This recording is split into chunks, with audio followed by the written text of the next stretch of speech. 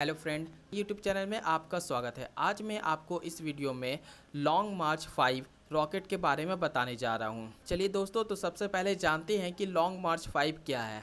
Long मार्च 5 China का develop किया हुआ रॉकेट है। लॉन्ग मार्च 5 का दूसरा नाम चांगजेंग 5 है। लॉन्ग मार्च 5 चीन का heavy lift launch system rocket है। इसका विकास China academy of launch vehicle technology CALT कार्ट के द्वारा किया गया है। ये चीन का पहला ऐसा रॉकेट है जिसमें नए तरह का तरल ईंधन का प्रयोग किया गया है। वर्तमान में दो लॉन्ग मार्च 5 वाहन को अलग अलग अभियानों के लिए बनाया जा रहा है। लॉन्ग मार्च 5 पृथ्वी की निचली कक्षा में 25,000 किलोग्राम तथा जमीनी स्तर पर 14,000 किलोग्राम तक लॉन्च कर सकता है। लॉन्ग मार्च 5 चाइना के द्वारा डेवलप किया गया है। लॉन्ग मार्च 5 रॉकेट की हाइट 187 फीट और इसका डायमीटर 16 फीट है और इसका मास 8,67,000 किलोग्राम है। और अगर हम कंपेयर की बात करें तो ये अमेरिका के delta 4 heavy, Falcon 9, proton M को टक्कर देता है। ये अमेरिका और चीन के रॉकेट के बीच संतुलन का भी कार्य करता है। इसकी प्रथम उड़ान 3 नवंबर 2016 को 12:43 पर हैनान द्वीप के वेनचांग उपग्रह प्रक्षेपण केंद्र से हुई, जो सफल रही। फिर उसके बाद लॉन्ग मार्च 5 भी 5 मई 2020 को लॉन्च हुआ।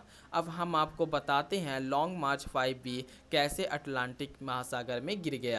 चीन के हेवी लिफ्ट लॉन्ग मार्च 5B रॉकेट के सफल प्रक्षेपण के बाद अंतरिक्ष में छोड़ा गया एक बड़ा रॉकेट चरण सोमवार को अटलांटिक महासागर के ऊपर वायुमंडल में गिर गया।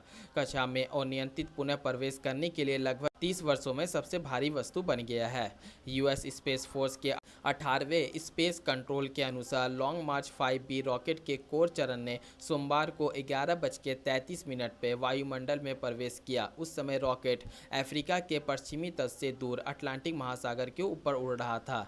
रॉकेट की बॉडी के लगभग सीधे न्यूयॉर्क सिटी पर चढ़ने के 15 मिनट बाद दोबारा एंट्री हुई। लगभग 20 मीट्रिक टन के द्रव्यमान के साथ रॉकेट का मुख्य चरण लगभग 100 फीट यानी 30 मीटर लंबा और 16 फीट यानी 5 मीटर चौड़ा था। 1991 में सोवियत संघ के सॉल्यूट 7 अंतरिक्ष स्टेशन के बाद से एक और सुरक्षित शैली में वायुमंडल को फिर से दर्ज करने के लिए खर्च किया गया रॉकेट सबसे भारी वस्तु था, जो कि एस्ट्रोफिजिक्स के हॉवर्ड स्मिथसोनियन सेंटर में एक खगोलीयविद था। वैश्विक उपग्रह और प्रक्षेपण करता है।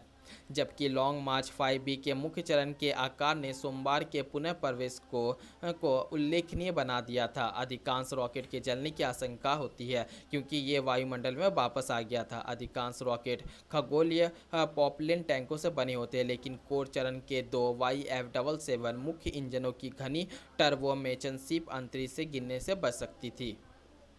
दक्षिणी चीन के हैनान द्वीप पर वेनचांग लॉन्च सेंटर से 5 मई 2020 को लॉन्च हुआ लॉन्ग मार्च 5B रॉकेट, जो चीन की अगली पीढ़ी के चालक दल कैप्सूल के लिए एक बिना परीक्षण वाली उड़ान पर कक्षा में पहुंचा।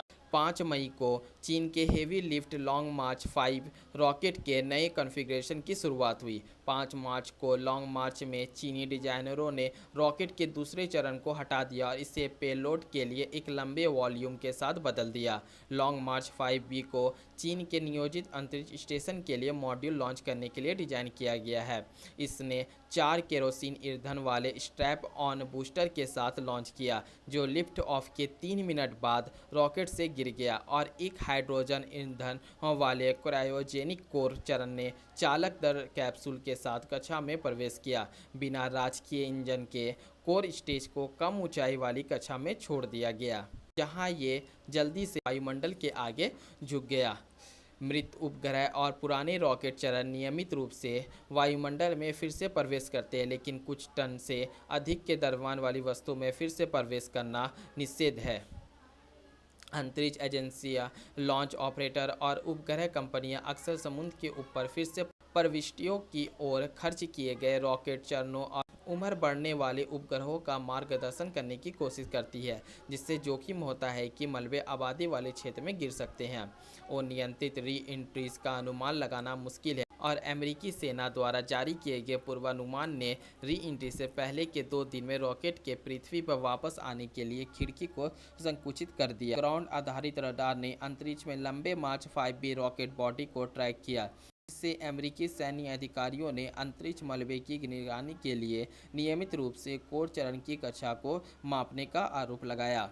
एरोस्पेस क्रॉप के अनुसार कम पृथ्वी की कक्षा में किसी वस्तु के लिए पुनः प्रवेश के समय की भविष्यवाणी करने में 1 मिनट की त्रुटि लगभग 300 मील या लगभग 500 किलोमीटर की दूरी पर संभावित गिरने वाले मलबे के स्थान को बदल देती है।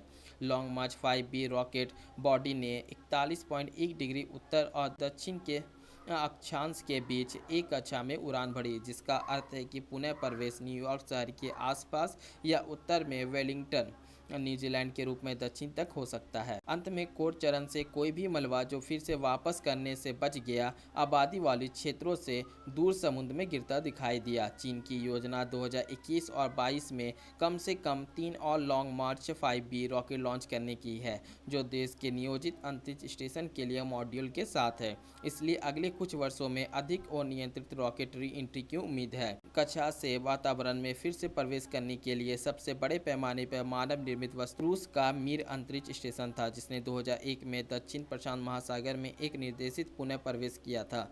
नासा और रूस की अंतरिक्ष एजेंसी ने अत्यंत नियंत्रित फिर से निष्पादित करने की योजना बनाई है। दोस्तों, आज की वीडियो में इतना ही। मेरी ये वीडियो कैसी लगी हो ये मुझे कमेंट में जाकर बताएं, और अगर मेरी वीडियो अच्छी लगी हो तो प्लीज़ दोस्तों सब्सक्राइब करना ना भूलें। बाय दोस्तों।